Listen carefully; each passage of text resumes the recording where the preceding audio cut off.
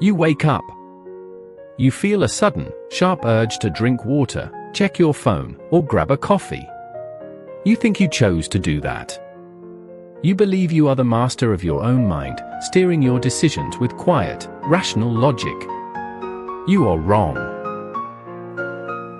Everything you have ever felt, wanted, or chased was never your choice. You are not the driver of your life.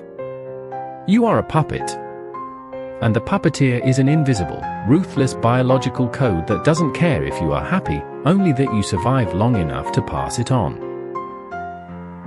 For centuries, philosophers told us that human beings were special because of our intellect.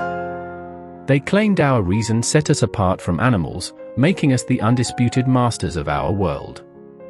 But in the 19th century, a gloomy German philosopher named Arthur Schopenhauer looked at human civilization and saw something horrifying. He realized that our intelligence isn't the captain of the ship. It's just a helpless passenger tied to the steering wheel, forced to watch a blind, irrational force drive us directly into the dark. He called this force the will to live. The will to live is not a conscious thought. It is an ancient, mechanical craving that exists in every cell of your body. It is the raw, unthinking instinct that forces a trapped animal to chew off its own leg. It is the silent pressure that makes you panic when you hold your breath underwater. It is a relentless, starving engine that never shuts off. And here is where it gets unsettling. Your brain, your incredible, highly evolved human mind, was not designed to find truth, peace, or spiritual enlightenment. It was designed to keep you alive at all costs. To do that, the will to live relies on a dark psychological trick. It makes you feel incomplete. It crafts a constant, low-level feeling of empty dissatisfaction inside your chest, whispering that if you just get that new job, buy that phone, or find that perfect partner, you will finally be happy. So you chase it. You work 60 hours a week. You spend money you don't have.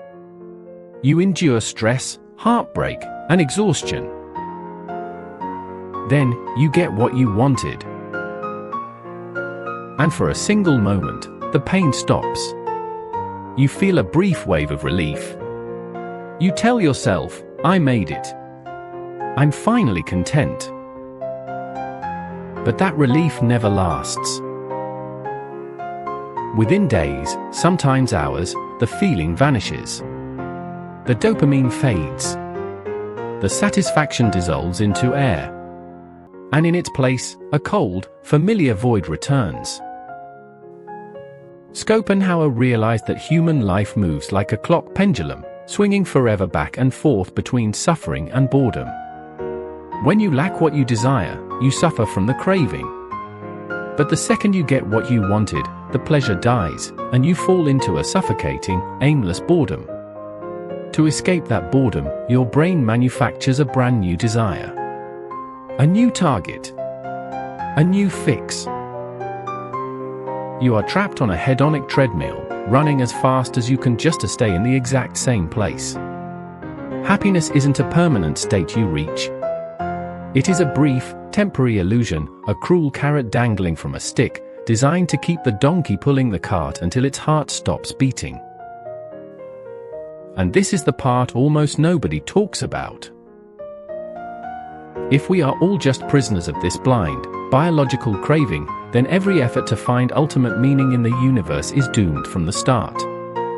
We build massive cities, write grand symphonies, create religions, and reach for the stars, all to convince ourselves that our pain matters. We frantically try to construct a grand purpose for our lives. Which brings us directly into a confrontation with the absurd. The absurd is the silent, terrifying collision between two unshakable forces, the human mind's desperate, burning demand for meaning, and a cold, vast universe that offers complete and total silence in return. Think about that disconnect.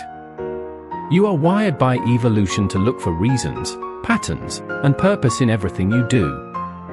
But when you look up at the infinite void of space, the universe doesn't care about your dreams, your heartbreaks, your morality, or your struggles. It is entirely indifferent to your existence. When you finally realize this, something inside you snaps. The illusion shatters. You realize that you are an accidental observer stuck in a reality that was never built for you, driven by biological impulses you didn't ask for, searching for answers that do not exist. Most people cannot handle this realization. When faced with the terrifying blank canvas of existence, they panic. They run back to comfortable distractions, mindless consumption, or blind dogmas just to numb the existential ache. They choose psychological sleepwalking because waking up feels like falling into a bottomless abyss. They try to fight the noise by screaming louder into the dark. So what happens when you stop running? What happens when you look directly into the void, strip away all the fake promises of permanent happiness, and accept that the game was rigged from the beginning? You expect total despair. You expect to be crushed under the weight of utter hopelessness. But then, something strange happens. When you accept that life has no inherent purpose, the massive, crushing pressure to figure it all out instantly vanishes. The endless anxiety of trying to live up to some cosmic expectation falls away. If the universe gave you no assigned script to follow, then you are completely, terrifyingly free. Albert Camus, the philosopher who brought absurdism into the light, argued that you shouldn't surrender to despair, nor should you hide behind comfortable lies. Instead, you must revolt. To live in the face of the absurd is the ultimate act of defiance. It means looking at a meaningless universe, recognizing that your biological coding is trying to manipulate you, and choosing to live, love, create, and smile anyway. You don't dance because the music has a grand philosophical message. You dance simply because the music is playing right now. You are not just a prisoner of your biological machinery. You are the conscious witness who can look at the cage, recognize every bar, and choose to stare back at the emptiness without blinking. Your desires may be a trick. Your search for ultimate truth might be a wild goose chase. But this breath you are taking right now? The weight of your feet on the floor? The strange, haunting beauty of being a self-aware spark of consciousness in an infinite ocean of quiet space. That belongs to you. The universe never gave you a purpose.